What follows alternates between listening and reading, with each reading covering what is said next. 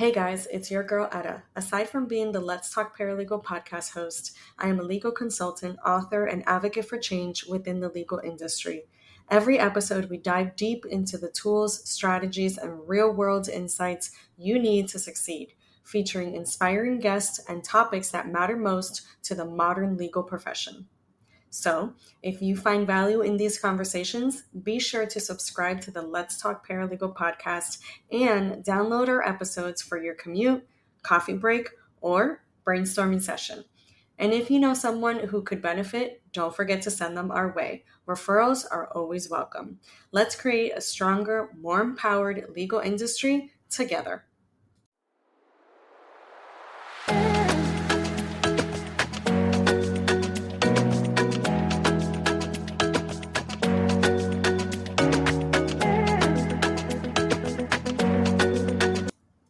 In this episode, I'll be talking about a cutting-edge topic that is transforming the legal field, implementing AI-driven policies and procedures.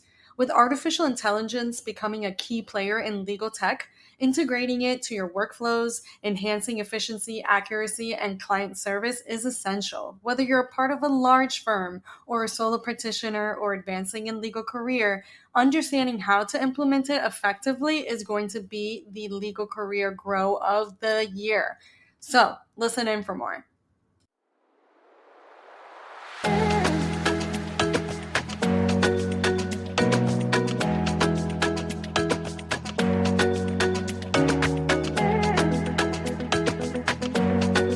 Guys, it's your girl Eda, and today we are going to talk about something that has been spoken about a lot lately.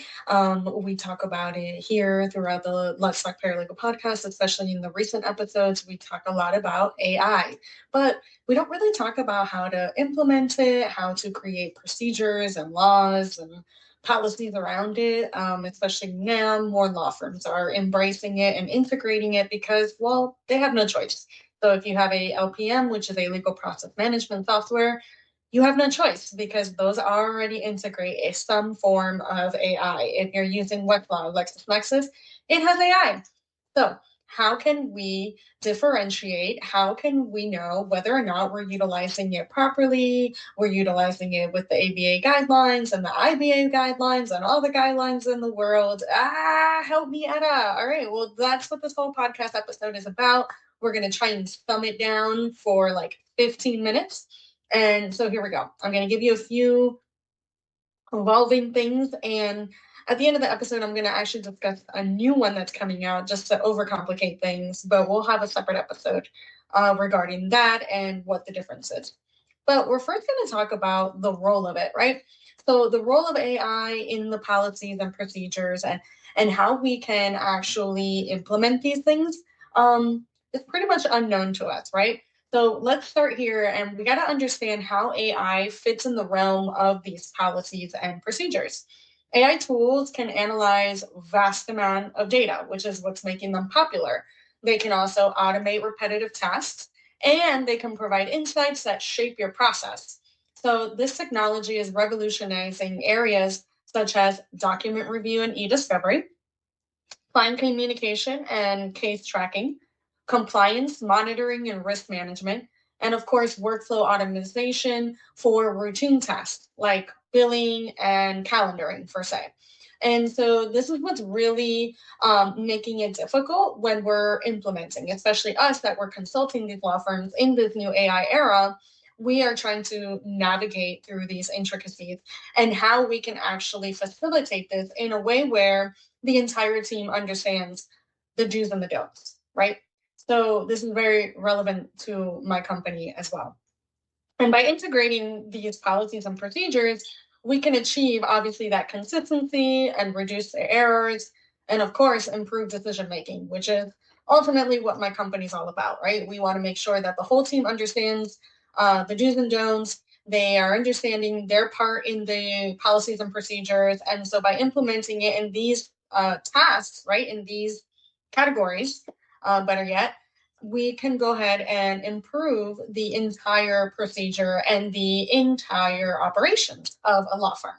So these are about 4 to 5 categories that we are focusing on now. One, because it's simple, easy to go to, and two, it does not tread into the unknown yet, right? Because as we know, laws change vastly, politics change vastly, and so we have no idea whether or not tomorrow we're going to have a new law. But when we implement these policies and procedures in these 4 categories, it's highly unlikely that it's going to make a very huge change as far as our final product, right? So this is really going to keep us on track within the lines and out of trouble, is really what's happening. So again, that's in the document reviews and the e-discovery. It's in the client communication and case tracking, in compliance and monitoring risk management, for those of you that are in the risk management and compliance department, and the workflow automation for like routine tasks, though, like just billing and calendaring. All right. And so that's where we're really going to integrate these policies and procedures. Now that we have gone through the categories, let's start assessing the current practices for AI integration.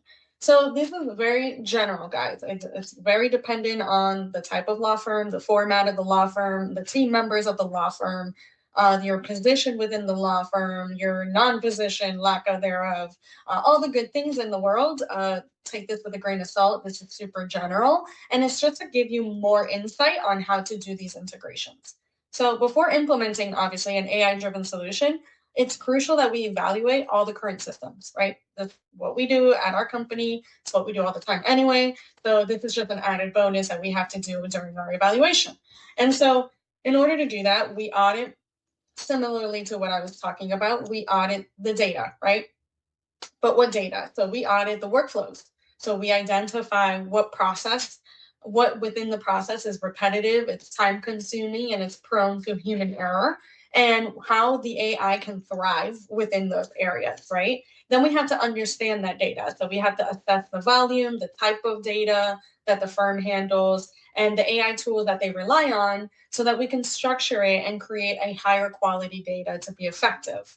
And then lastly, we have to identify the pain points, right? So where are the inefficiencies? Where are the delays? Where are the frustrations? And then include the AI driven solutions within them. Of course, we always have to evaluate and for AI readiness, right? Not every single part of the process or operation, not every single software is ready for AI. So do the current systems support AI tools?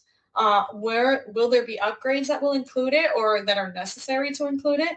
And then, of course, we have to consider the facts like cloud storage and security protocols. And of course, the ultimate is compatibility, right? Because we're all trying to integrate and we're all trying to create synergy within these operations and systems. Now, if all that sounded like gibberish, trust me, I know it took me a long time to understand all these terminologies. So I'm going to just break it down for you. Where you have to create these integrations with AI is after you analyze the data. So whether or not you understand the data, that's a whole different episode for a whole different day. So you're going to have to learn how to analyze the data, how to run the data, and really know what to do with that data, which is why I even have a company and why Eda Rosa LLC even exists. So if you need help with that, definitely come my way. But that's really where we need to start doing the assessment, right? We need to, again, not every little category needs an AI tool, right? We don't want to overutilize the tool just like anything else in life. So definitely assessing the current data and understanding it is really where we're going to be able to integrate or implement any AI driven solutions. So the next thing is, of course, we have to craft it, right? We have to craft an AI driven policy or procedure. And the way we do that is fairly easy. I don't want to say that easy, but it's considerably easy once you practice it. Once you've identified areas like the AI integration, it's time to develop new policies and procedures. So here are some tips. Ready? You want to define the objective. So you have to be clear on what you want the AI to achieve, but also what are you trying to reduce? Are you reducing time? Are you reducing responsiveness? Are you reducing communication? Like, what is it that you're trying to accomplish, first of all, right? So you identify your objective. The next step you want to do is develop a guideline, which is probably the most important after you identify, obviously, what you're trying to do. So when you are creating and developing a guideline, you want to specify how AI tools can be used and by whom, right? Very important. So, for example, You outline an AI generated contract, and then you have the human, whatever human you want, do the oversight, right? So review it, make sure that there's no inaccuracies, that the AI didn't say something that's not supposed to be there, or that's not right, or they use the wrong case law, whatever the case may be, right? So maybe the AI can generate the initiation, kind of like a template or a guideline, and then of course the human will go ahead and double check and triple check. So that's just a simple example. Then you want to incorporate it, right? So we have to incorporate data security. Obviously, we know that law firms hold a lot of confidential information, a lot of social security numbers, and legal numbers and legal names and all the legal identification that hackers would love to get their hands on, right? So when we're doing these AI driven integrations and implementations, we want to ensure that the policies address it. So we want to make sure that it includes cybersecurity, data privacy, compliance and regulations like GDPR and HIPAA, right? So definitely want to look at the local guidelines before we start implementing things that may or may not be feasible for the practice of law in that particular law firm. Now we also, of course, me, I'm all about me, all about the Cami. It's about training your team, right? So we have to train them. We have to provide a comprehensive training using the AI tools effectively, but we also have to reduce the resistance, right? And ensure that they're consistent. So with anything that we do, whether we implement a procedure, policy, or whether we recreate operations, or whether we amplify operations and processes, we want to make sure that consistency and less resistance is going to be the outcome. Because if not, then what for? What are we doing if the team is not going to carry the torch? So after you do all that, you want to, of course, this is going to help you identify and establish the most important thing, accountability, which is what differentiates us from AI. So humans always have accountability. We always have the last say, and we have to clearly define who is responsible for monitoring the AI outputs and maintaining the system updates, because that's going to be super important in order to integrate these policies and procedures, especially if they're AI driven. They are going to be filled with glitches, filled with errors, and we want to reduce those as much as possible. Yeah, like any other tool, it can help us, but it can also hinder us. So we need to identify that like right away. All right. Now, all in the implementation. This is all fine and dandy, Eda, and I appreciate it, but how do we actually implement AI solutions and gain into the buy-in? All right, cool. Well, I got you. So when you're introducing the AI to the firm, it requires careful planning, right? We want to make sure that there's team engagement. We want to make sure that everybody's on board with these new solutions and that they understand it, right? Because a lot of people may be hesitant because they don't understand it. So definitely want to have a smooth rollout. So this is what you're going to do. You're going to start small. You're going to begin with like a little pilot project in a specific area, such as e-discovery or billing or automation or anything that can be scalable, right? So anything that you can start from the bottom and go up. Then you want to go ahead and communicate the benefits, right? We want to make sure that we're highlighting the positives. We want to highlight AI, that it saves time, it reduces errors, and it enhances our quality of work. Transparency is key. Again, AI is a tool, not a replacement. Then we want to provide ongoing support. So this is going to offer resources like a help desk or training sessions, or address challenges as they arise, right? Because this is, again, a pilot program. We're testing it out. And as we test it out, just like anything else, there are going to be, in the beginning, inefficiencies. There's probably going to be some errors, most likely human error or AI or both. So we need to identify those within the rollout. Then we want to monitor and adjust accordingly. So we want to take that feedback. We want to track the effectiveness. We want to track the AI tool output, and we want to gather that feedback so that the team can make the necessary adjustments. Because without feedback, there's nothing. We don't know what's going on. We don't know what's going wrong.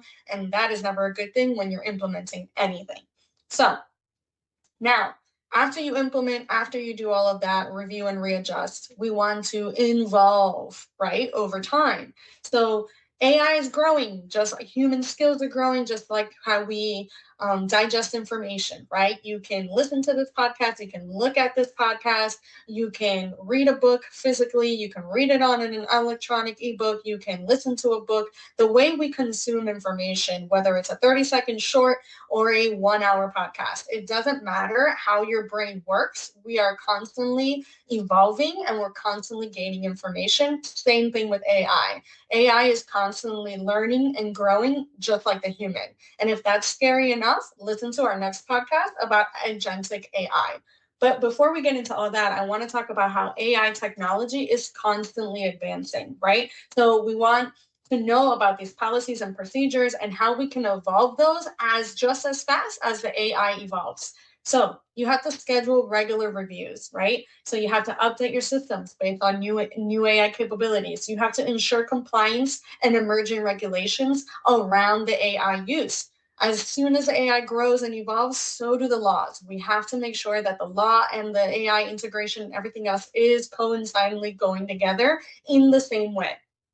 We have to incorporate team feedback and refine the processes. Nobody knows your processes, procedures, and policies better than the team because they're the ones working on it day in and day out. So trust your team, trust your resources, and trust the feedback and grow from there.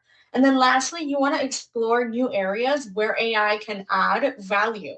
So predictive analytics for case outcomes is going to be key. Where else can I implement it where it is working? Because now that I know that it's working, I can go ahead and duplicate this somewhere else. And that's going to be essential to your effective and efficiency, right? That's going to be so great for your outcome. So you want your outcome to be positive. And as much as you want to, you got to kind of work on that before it can get to the end result. Nothing happens overnight, neither does success. So we have to make sure that we're doing it right throughout the process.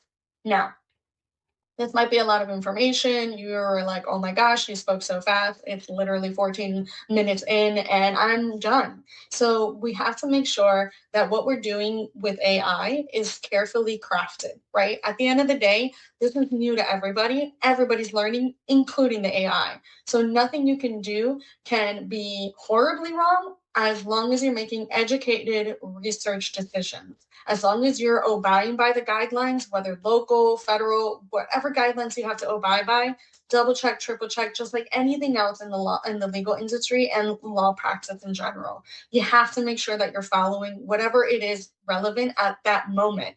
Make sure that you're constantly checking and double checking and triple checking your resources because that's the only way that you're going to safeguard information, safeguard any brokerage within the actual process guidelines or procedures. This is not dangerous. This is an additional tool and this is an additional safety precaution that we have to take just like anything else in the legal industry.